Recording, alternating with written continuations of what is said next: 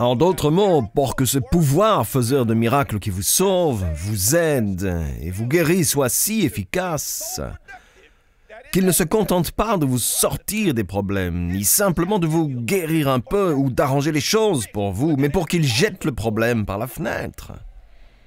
Et pour qu'il vous délivre de manière spectaculaire et vous guérisse de manière spectaculaire. Mais oui, quel que soit votre problème, il est pris en main et emporté. Il cherche à atteindre chaque continent avec la parole de Dieu. Le pasteur Keith Butler enseigne la parole de Dieu. Il s'y efforce et il touche le monde. Et maintenant, voici pour l'enseignement d'aujourd'hui, le pasteur Keith Butler. Maintenant, je vais vous enseigner une série de choses que j'ai déjà évoquées plusieurs fois pour ceux qui me suivaient à l'époque, car le Seigneur m'a montré plusieurs choses à ce sujet que je n'avais jamais vues auparavant. Et vous savez comment ça va avec la parole. La parole de Dieu est importante, elle donne toujours naissance à de nouvelles facettes de la révélation, et le Seigneur a considérablement approfondi ma compréhension à ce sujet. Je ne vais pas exposer tout ça ce soir, parce que j'ai prévu autre chose, mais le Seigneur a réellement approfondi certaines choses et m'a aidé à comprendre et à pouvoir répondre aux questions que je me pose. Les gens me demandent sans cesse pourquoi. Les gens demandent sans cesse pourquoi est-ce arrivé. Pourquoi est-ce arrivé? Alors à chaque fois, vous entendez les chrétiens dire quelque chose du style « Eh bien, tout arrive pour une raison précise. » Mais ils ne savent pas quelle est la raison. Ce que nous allons lire nous dira pour quelle raison. Oui, tout arrive pour une raison donnée, mais vous pouvez connaître la raison. De fait, la raison a été écrite. De fait, la raison a été dite. Et elle vous a parlé à travers le Seigneur Jésus-Christ. Prions, Seigneur. Commençons la lecture. Marc, chapitre 4. Verset 2, il leur enseignait beaucoup de choses en paraboles. Il leur disait dans son enseignement, « Écoutez, un semeur sortit pour semer. Comme il semait, une partie de la semence tomba sur le sol le long du chemin. Les oiseaux vinrent et la mangèrent. Une autre partie tomba dans un sol pierreux où elle n'avait pas beaucoup de terre. Elle se leva aussitôt parce qu'elle ne trouvait pas un terrain profond. Mais quand le soleil parut, elle fut brûlée et sécha, faute de racines. » Une autre partie tomba parmi les ronces poussèrent et l'étouffèrent, et elle ne donnait pas de fruits. Une autre partie tomba dans la bonne terre, elle donna du fruit qui montait, se développait avec un rapport de 30, 60 ou 100 pour un. Puis il dit que celui qui a des oreilles pour entendre, entende.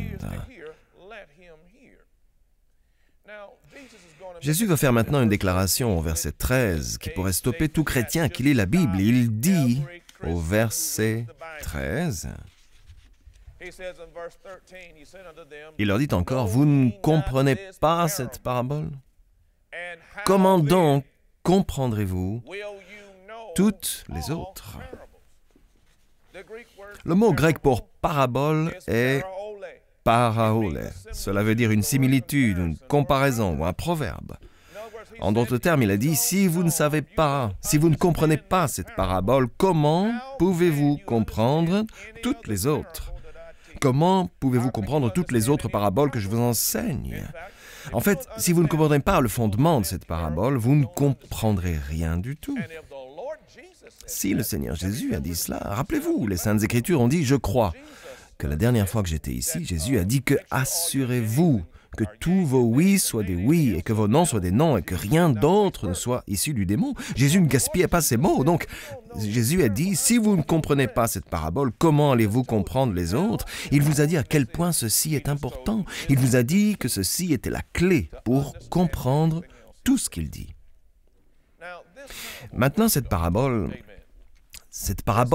de Jésus explique ce que Dieu fait et pourquoi il le fait. Ça explique ce que Satan fait, pourquoi et comment, et de quelle manière avec Dieu. Et ça explique aussi ce que nous faisons, ce qui nous arrive, comment ça nous arrive et pourquoi ça nous arrive. Cela répond à toutes ces questions. Maintenant, je voudrais vous dire aussi, cette parabole se retrouve dans 3 endroits. Dans Matthieu chapitre 13, Jésus raconte cette parabole et il donne un peu plus d'informations dans Matthieu chapitre 13 à ce sujet. Dans Luc chapitre 8, Jésus raconte également cette parabole dans laquelle il donne une autre nuance de l'information. Et donc, Matthieu, Marc et Luc racontent tous cette parabole et en donnent certains détails. Pourquoi y a-t-il une parabole dans 3 endroits différents dans les Saintes Écritures? À cause de son importance. Nous commençons avec le verset 14 du chapitre 4. Le semeur sème la parole. Dieu, bien sûr, le Père, est le semeur. Ce qu'il sème, c'est sa parole. Nous sommes le terreau dans lequel sa parole est plantée. Il parle de 4 sortes de terrains. Il y a la parole qui se retrouve le long du chemin, qui ne pénètre pas dans le sol. Il y a la semence plantée dans un sol épineux, rocailleux. On retrouve ce terme. Il y a la semence qui tombe dans le sol, mais elle est reçue parmi les ronces. Et enfin, il y a ce qu'il appelle la bonne terre. En grec, on l'appelle meilleure terre, la bonne terre, où la parole de Dieu est semée et chacune donne un résultat. Bon, pour quelle raison est-il dit que le semeur ou Dieu sème la parole? Prenez l'Épître aux Romains chapitre 1 et découvrons pourquoi. Il me faut 3 Alléluia ce soir. Prions le Seigneur. Épître aux Romains, chapitre 1, verset 16. Paul dit, « En effet, je n'ai pas honte de l'évangile de Christ, c'est la puissance de Dieu. » Le mot grec, le Nouveau Testament est bien sûr traduit du grec. Le mot grec puissance est dunamis. Nous savons que puissance signifie, ou dunamis signifie, capacité à faire des miracles. Donc il est dit ici que c'est l'évangile de Christ est la miraculeuse capacité de Dieu à faire des miracles. Ça veut dire que si Dieu accomplit quelque chose de miraculeux, sa parole est impliquée dans cela quelque part. Là où il y a un miracle, il y a la parole. Et s'il y a la parole, il y a un miracle potentiel. Il a dit, c'est la puissance de Dieu pour le salut.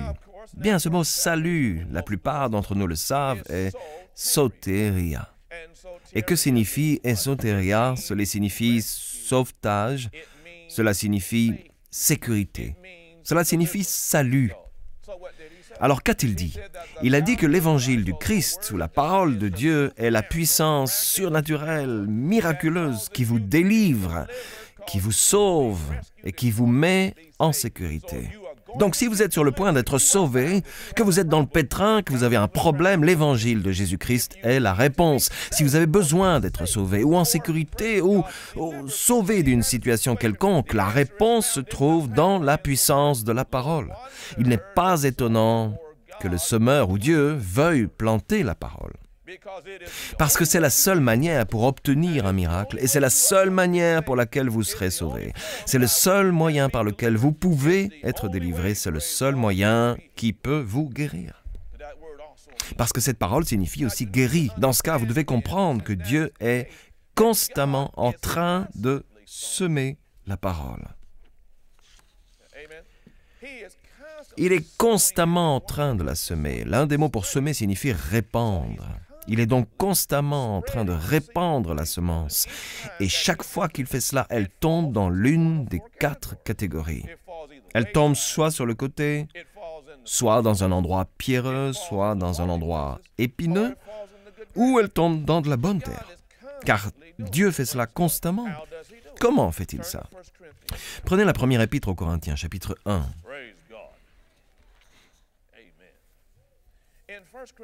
Dans la première épître aux Corinthiens, jetons un œil au verset 18 et ensuite au verset 21. Paul dit « En effet, le message de la croix ou de la parole est une folie pour ceux qui périssent, mais pour nous qui sommes sauvés, le message de la parole est la puissance de Dieu. »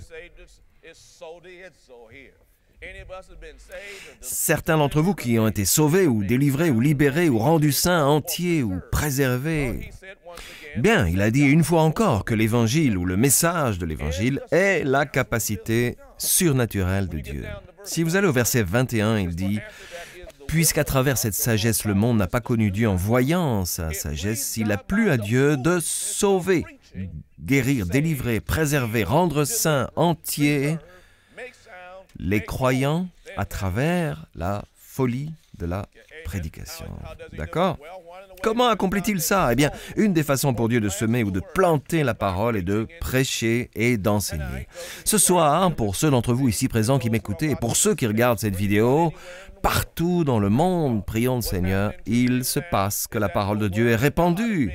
Maintenant, elle est plantée dans votre cœur, et cela dépend de vous qu'elle se retrouve ou pas sur le côté, ou qu'elle tombe ou pas entre des pierres, ou qu'elle tombe ou pas entre des ronces, et qu'elle soit plantée ou non dans de la bonne, productive, meilleure terre. Et tout cela a à voir avec votre attitude. Voici une autre façon pour le Seigneur de semer dans votre cœur. Prenez Saint Jean chapitre 16. 16e chapitre de Jean, Jésus a dit au verset 13, « Quand le défenseur sera venu, l'Esprit de la vérité, c'est le Saint-Esprit, il vous conduira dans toute la vérité. » Jésus a dit dans Jean 17, 17, « Ta parole est la vérité. » Qu'est-ce qu'il a voulu dire? Il a dit que quand le Saint-Esprit sera venu, et combien d'entre vous s'accordent à dire qu'il est maintenant arrivé, il vous conduira dans la parole, d'accord? Car il ne parlera pas de lui-même. Le Saint-Esprit ne nous dit pas. Et remarquez ceci, il parle. Le Saint-Esprit parle. Dieu parle. À qui parle-t-il? Aux gens. Certains ont du mal avec ça. Je ne crois pas que Dieu parle aux gens. Pourquoi pas? Notre voiture nous parle. Nos téléphones nous parlent. Nos ordinateurs nous parlent. Vous voulez me dire que Dieu n'est pas aussi malin que l'homme? La création n'est certainement pas plus futée que le Créateur. Dieu, le Saint-Esprit. Maintenant, remarquez ce qu'il dit ici. Car il ne parlera pas de lui-même, mais il dira tout ce qu'il a entendu. Alors, qu'est-ce qu'il a entendu? Il a entendu la parole du Père. Et la parole du Père parlera de quoi? De sa parole pour vous. De sa quoi? De sa volonté pour vous. Et vous annoncera les choses à venir. Ce mot « annoncer » ici signifie qu'il déclarera ou parlera. Le mot grec en fait est « annoncer » et vous annoncera les choses à venir. Il révélera ma gloire parce qu'il prendra de ce qui est à moi et vous l'annoncera, dit Jésus. Voici donc l'autre manière qu'utilise le Père pour semer en nous. Maintenant que vous soyez ou pas à côté, que vous soyez ou pas pierreux, que vous soyez ou pas épineux, ou que vous soyez ou pas de la bonne terre, encore une fois, cela dépend de vous et de ce que vous décidez d'en faire. Une autre façon par laquelle Dieu plante sa parole dans votre cœur et qui peut produire des miracles, vous garder en sécurité et vous délivrer, c'est que le Saint-Esprit parle aussi à votre esprit. Donc, un de ces deux moyens, soit cela se fera en prêchant et en enseignant, soit le Saint-Esprit vous adressera une parole du Seigneur. Gloire à Dieu. Je n'ai pas le temps d'aborder ça ce soir parce que c'est quelque chose que le Seigneur m'a dit seulement la semaine dernière.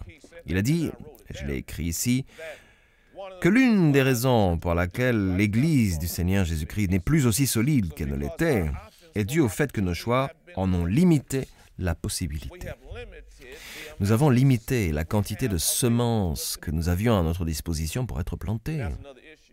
C'est un autre problème et je ne l'aborderai pas ce soir. Revenons maintenant dans Marc chapitre 4. J'en parle parce que j'ai compris exactement ce qu'il disait. Lorsque j'étais enfant, nous allions à l'école du dimanche. Ensuite, on allait au culte, puis on mangeait.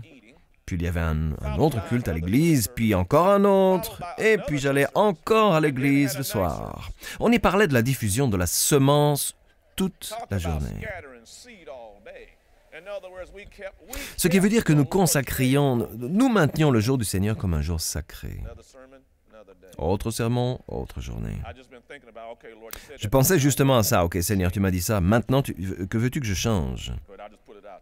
Mais je ne fais que tâter le terrain. Hein? Amen. Prions, Seigneur. Très bien, il a dit, le semeur sème la parole. Certains sont le long du chemin où la parole est semée.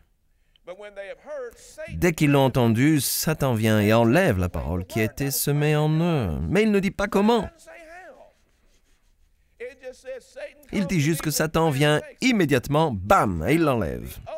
Quant aux autres, concernant le sol pierreux, le sol épineux, il vous raconte avec précision comment Satan procède. Mais ici, dans le récit de Marc, ce n'est pas le cas. Matthieu, lui, vous dit pourquoi. Allez dans Matthieu chapitre 13. Et voyons comment Satan a été capable d'enlever la chose la plus puissante au monde, qui est la parole de Dieu. La parole de Dieu a créé l'univers. Dieu a énoncé la parole, elle est entrée dans l'être humain. Il n'y a rien de plus puissant que la parole de Dieu. Comment se fait-il alors qu'un être inférieur comme Satan arrive et la retire à un croyant? Dans Matthieu chapitre 13, ici, Jésus a dit au verset 18, « Vous donc écoutez ce que signifie la parole du semeur lorsqu'un homme entend la parole du royaume et ne la comprend pas. » Soulignez ces mots, ne la comprend pas. Et ne la comprend pas. Le mauvais vient et enlève ce qui a été semé dans son cœur. Cet homme est celui qui a reçu la semence le long du chemin. Je vous disais que le Nouveau Testament a été traduit du grec. Le mot grec pour ne pas comprendre est suniemi. Bon, ce mot a beaucoup de significations différentes, mais dans ce contexte particulier, ce mot signifie ici ne pas tenir compte. Ce qui veut dire que l'on entend la parole, mais que l'on ne la prend pas en considération. Voyez, lorsqu'il y a des gens qui entendent la parole, qui peut-être, j'espère que non, mais il se pourrait que certains ici dans l'auditoire entendent la parole et je ne sais pas si j'y crois. Cela vous est déjà arrivé d'écouter un prédicateur du haut de sa chair de partir comme ça en disant « je ne sais rien de tout ça ». Eh bien, si vous ne prenez pas la parole en considération, alors la parole se retrouve de l'autre côté. Satan n'a rien d'autre à faire. Une personne qui ne tient pas compte de la parole est quelqu'un qui, dès lors, ne croit pas en la parole. Vous ne pouvez sans doute pas croire en quelque chose que vous ne prenez pas en considération. Est-ce que vous m'entendez? Donc, si vous faites le choix de ne pas y croire, Satan n'a plus aucun effort à faire. Tout ce qu'il a à faire est de s'emparer de ça. Rappelez-vous, Jésus prêche la parabole de comment fonctionnent les choses. Donc un individu qui ne veut pas prendre ça en considération, si une parole est enseignée de cette chair et que parfois nous ne tenons pas compte de la parole parce qu'elle nous dérange, nous n'approuvons pas ça. Il y a des sujets qui pour certains d'entre nous sont sensibles et nous éloignent de Dieu. Maintenant, Seigneur, tu peux parler de ça, tu peux parler de... Hé, attends une minute, ne commence pas à parler, ne parle pas de ça. Il y a des choses que nous ne voulons pas entendre. Par exemple, dans l'évangile de Matthieu, Jésus a expliqué comment traiter son ennemi. Il a dit d'aimer son ennemi, et il n'a pas dit seulement ça. Il a dit de prier pour son ennemi, et il a dit encore autre chose. Il a dit de faire le bien pour son ennemi. Quoi? Et puis, leur pardonner? Je peux le faire. Les aimer? Pas tellement. Faire quelque chose pour eux? Vous vous moquez de moi? Vous n'avez pas pris la parole en considération ici, et cette parole se retrouve sur le côté, et même s'il y a une puissance surnaturelle pour vous aider à aimer, vous aider à pardonner, vous aider à les bénir, et qui en retour vous bénira, cette puissance n'apparaîtra pas manifeste parce que vous ne la prenez pas en considération. Je peux obtenir un amen de chacun d'entre vous. C'est donc pour cela que la semence se retrouve sur le côté. Satan n'a rien d'autre à faire. Bon, je vous ai dit que Dieu envoie, qu'il répande la semence chaque jour. Et souvenez-vous que toutes ces semences, toutes les 4, était destiné. Le dessein de Dieu et ses conséquences sont expliquées au verset 20 de Marc chapitre 4. Revenez dans Marc chapitre 4. Hallelujah. Alléluia. Glory to God. God's intent for every Le dessein de Dieu pour chaque graine de semence est expliqué au verset 20. D'autres enfin reçoivent la semence dans la bonne terre, ce sont ceux qui entendent la parole, l'accueillent et portent du fruit. Avec un rapport de 30, 60 ou 100 pour 1. Donc le dessein de Dieu, sa volonté, autrement dit, était de vous faire bénéficier au maximum de chaque semence de la parole qu'il a déposée. Un rapport de 100 pour 1, c'est énorme. Un rapport de 60 pour 1, c'est énorme. Un rapport de 30 pour 1, c'est énorme. Alléluia. Ce que veut dire que cette puissance faiseuse de miracles qui vous sauve, vous aide et vous guérit est productive au point de ne pas seulement vous sortir d'un problème, de vous guérir quelque peu ou de vous aider, mais qu'elle met le problème à la porte et qu'elle vous délivre complètement, vous guérit complètement et de manière spectaculaire. Quel que soit votre problème, il est repris en main et balayé. Voilà son intention pour chaque graine de semence. Comme nous l'avons vu, il y a une catégorie de personnes. Je vous l'assure, chacun peut se retrouver sur le côté à un moment donné. Vous pouvez adhérer à la parole, avoir été sauvé, vivre dans la parole de Dieu depuis 50 ans et laisser de la semence quand même sur le côté à un moment donné. Ok? Très bien, revenons à Marc chapitre 4.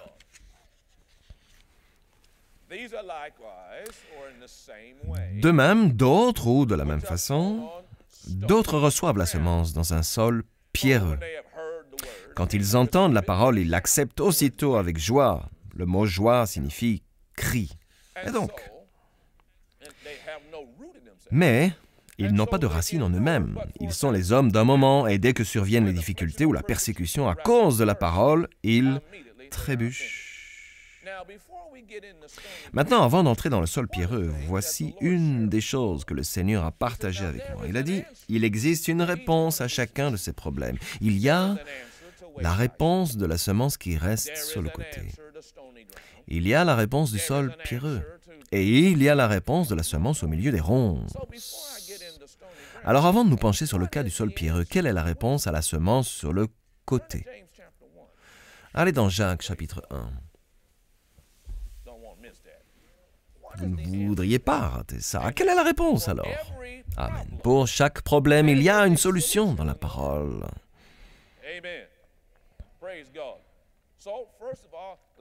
Bon, avant toute chose, on va vous montrer comment ne pas devenir une semence qui reste sur le côté. Jacques, chapitre 1, jetons un œil au verset 21, il dit « C'est pourquoi rejetez toute souillure, débarrassez-vous de ça. Et tout débordement. » Il s'agit de l'un de ces mots anglais élisabétains qui sont un peu bizarres. Qu'est-ce que ça signifie? Ça signifie abondance. D'accord? Débarrassez-vous de toute cette abondance du mal, c'est le mot méchanceté. Et tout débordement dû à la méchanceté. Et accueillez. Par quoi dit-on que c'est provoquer le problème de la semence restée sur le côté? Avant toute chose, par le fait que la personne ne comprend pas. Ou alors, on pourrait dire que cette personne refuse de recevoir. Il dit, et accueillez, ou recevez, avec douceur. Le problème pour ce genre de personnes, même si Dieu lui-même sème sa parole en eux, ou en tout cas tente de semer sa puissance surnaturelle, capable de miracles, qui peut nous sauver, nous délivrer et nous faire devenir entiers. Le problème est qu'ils n'ont pas voulu accueillir cette parole et qu'ils n'ont donc pas obtenu de miracle. Pourquoi ne voulaient-ils pas la recevoir? Par manque d'humilité. L'orgueil est ce qui nous empêche d'accueillir quelque chose. Prions, Seigneur. Vous voyez, la prière est particulièrement efficace quand vous reconnaissez Jésus-Christ comme votre Seigneur et votre Sauveur. Les Saintes Écritures disent que Dieu nous a tant aimés qu'il a donné son Fils unique. Et vous vous demandez, comment puis-je me joindre à lui? Comment puis-je renaître? Comment puis-je me régénérer? Eh bien, tout ce que vous devez faire, c'est prier avec moi. La Bible dit dans l'Épître aux Romains, chapitre 10, verset 9, « Si de ta bouche tu confesses que Jésus est Seigneur, et si dans ton cœur tu crois que Dieu l'a ressuscité des morts, tu seras sauvé. Le verset suivant dit, en effet, croire dans son cœur conduit à la justice et confesser de sa bouche conduit au salut. Et enfin, il dit au verset 13, en effet, quiconque invoquera le nom du Seigneur sera sauvé. Priez maintenant avec moi. C'est bien, penchez la tête. Et priez bien fort de tout votre cœur avec moi, cher Père Céleste. C'est ça. Maintenant, priez avec moi, cher Père Céleste, au nom de Jésus. Je crois que Jésus-Christ est le Fils de Dieu, qu'il est mort pour moi sur une croix, qu'il s'est chargé de mes péchés, qu'il est allé en enfer à ma place, a accompli mon châtiment et maintenant est sorti du tombeau. Viens dans mon cœur, Seigneur Jésus. Je te reçois comme mon sauveur et le maître de ma vie. Alléluia. C'est aussi simple que ça. Et il est maintenant présent dans votre cœur. Vous allez me dire, bon, et maintenant que dois-je faire? Nous avons un ouvrage spécial que nous voulons vous faire parvenir. Il s'intitule « D'où venons-nous » Nous serons heureux de vous l'adresser. Prions le Seigneur et je vous expliquerai tout ce que vous devez savoir. Je tiens à vous féliciter. Vous ne serez plus jamais la même personne au nom de Jésus. La parole de Dieu entre dans ton esprit dès lors que tu reçois Jésus comme le Seigneur et le Sauveur de ta vie. Le véritable toi, ton esprit, est régénéré. Cela signifie que tu es maintenant une nouvelle création dans le Christ qui, après Dieu, est créé dans la vertu et la vraie sainteté. Ce procédé provoque un changement immédiat dans ton esprit et dans ton cœur. Toutefois, pour continuer ce procédé de changement, tu dois ranger tes anciens habits et apprendre comment cheminer dans ta nouvelle vie avec Dieu en commençant ta journée en prière avec le Père. Une simple prière de louange et d'action de grâce t'aide à consolider ta relation avec Dieu. Remercie-le pour son amour, sa confiance, sa patience, sa tendre bonté, sa paix, son pouvoir de guérison, sa protection face au danger, son indulgence, sa sagesse et son aide pour cette journée. Assure-toi tous les jours de prendre le temps de lire la parole de Dieu. Tout comme ton corps de chair a besoin de nourriture, ton esprit nécessite la nourriture de la parole de Dieu. Veuillez s'il vous plaît prendre note de l'adresse sur votre écran. De la sorte, nous pouvons vous envoyer ce petit livre très important. Il contient une abondance d'informations dont vous aurez besoin maintenant que vous avez décidé d'accueillir le Seigneur dans votre cœur et de continuer votre chemin avec Dieu. Finalement, il est important que vous aussi preniez le temps de trouver un lieu de culte et que vous entreteniez des relations avec d'autres croyants. Nous prions pour vous, afin que le Dieu de notre Seigneur Jésus-Christ, le Dieu de gloire, puisse vous donner l'esprit de sagesse et de révélation dans la connaissance de lui. Le programme d'aujourd'hui a-t-il été une bénédiction pour vous? Ce que vous avez entendu n'était qu'une partie de son puissant message. Vous pouvez commander la totalité du service d'aujourd'hui sur CD, DVD ou par DVD sous-titré MP3 ou MP4. Il suffit simplement de visiter notre boutique en ligne sur www.keithbutler.org ou d'envoyer un courrier à l'adresse inscrite sur votre écran ou de nous appeler. Commandez ce livre aujourd'hui pour vous-même, un membre de votre famille ou un ami et laissez la parole de Dieu commencer à agir dans votre vie dès maintenant.